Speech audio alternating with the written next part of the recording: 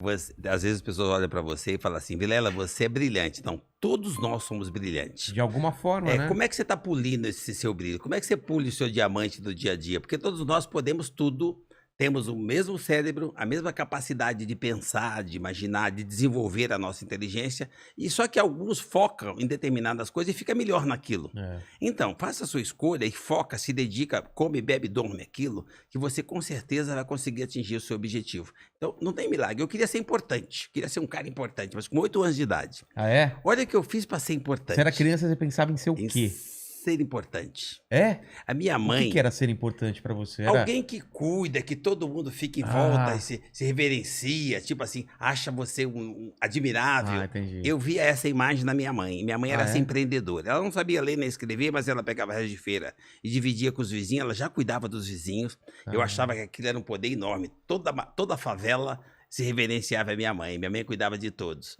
E a minha mãe era uma figura que todos os lugares ela era atendida de A a Z, desde da vizinha do lado até o prefeito.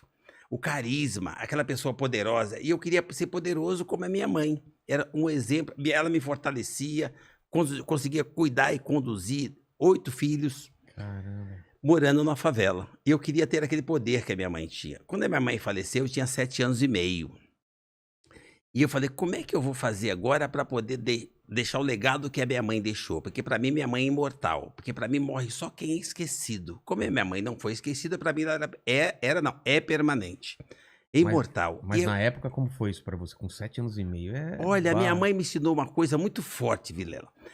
Quando o sol entrava na festa do meu barraco de manhã, a minha mãe fazia a gente pôr o joelho e agradecer o privilégio de estar vendo o sol, o direito de mais um dia. Quando ela faleceu, eu estava tão forte nos meus valores que eu entendi que o recado dela era para a gente valorizar o tempo, que o tempo acaba. É. E eu entendi que o tempo da minha mãe acabou e eu não sofri. Eu só quis dar continuidade ao que ela fazia, que era cuidar das pessoas, ter a importância que ela tinha. Para eu Você continuar. pegou o propósito dela pra você. Isso. Eu não sabia o significado da palavra propósito, porque eu nem ia na escola. Mas eu entendi que eu queria ter o poder da minha mãe. Olha onde é que eu fui buscar o poder. Eu arrumei um trabalho com 8 anos de idade para ensacar carvão.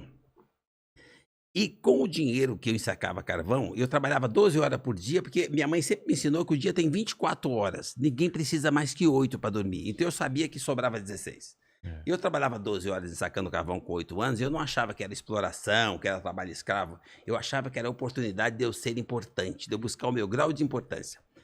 Com aquilo eu conseguia ganhar um pouco mais de meio salário. Mas olha que interessante, eu pegava o meu meio salário, levava para casa e eu conseguia pôr na mesa café com leite e pão com manteiga. Porque o papai só conseguia arroz com feijão e o ovo porque a gente tinha uma galinha. Ah, é? Mas eu era o cara que complementava e conseguia pôr na mesa café da manhã, sendo o filho mais novo de 8 irmãos. Aquilo me dava um grau de importância, eu me sentia o máximo. E aquilo para mim virou propósito. O que eu posso fazer para somar na vida do outro? Eu mudei de endereço, mudei de estrutura, os tempos passaram. Para mim, os tempos não foram difíceis, foram sendo diferentes. E o meu propósito continua o mesmo. Todos os dias eu saio de manhã com um propósito muito claro, de saber o que hoje eu posso fazer para fazer diferença a partir de mim, cuidando de mim, e em seguida o que eu posso fazer para somar na vida de mais alguém, começando com os meus. É. Fazer diferença na vida de uma pessoa, você faz diferença... Eu chamo isso de empreendedorismo. É? Empreendedorismo para mim é isso. Quando você levanta de manhã com um propósito claro de somar na vida do próximo. Todos nós temos capacidade de empreender, capacidade de fazer em benefício do outro. E as pessoas têm dificuldade. Ah, mas você passou tempos difíceis. Não, os tempos não foram difíceis, foram diferentes. Eu fui feliz a vida inteira.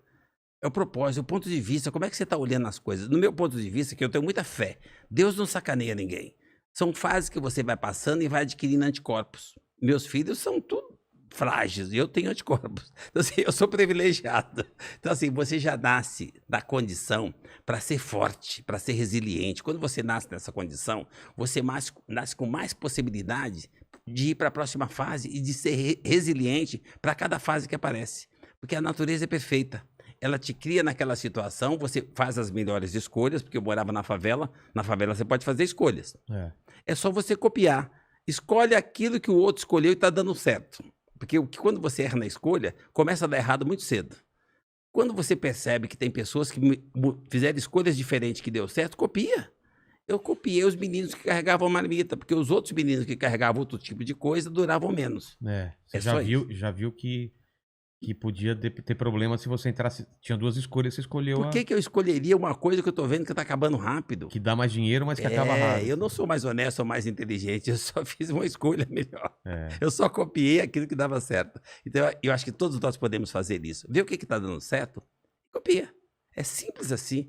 Empreendedorismo, para mim, é comportamento, jeito de pensar, atitude e assumir responsabilidade como aquele problema é seu. Existe problema? Existe. De quem que é o problema? Seu. Então, você começou a empreender.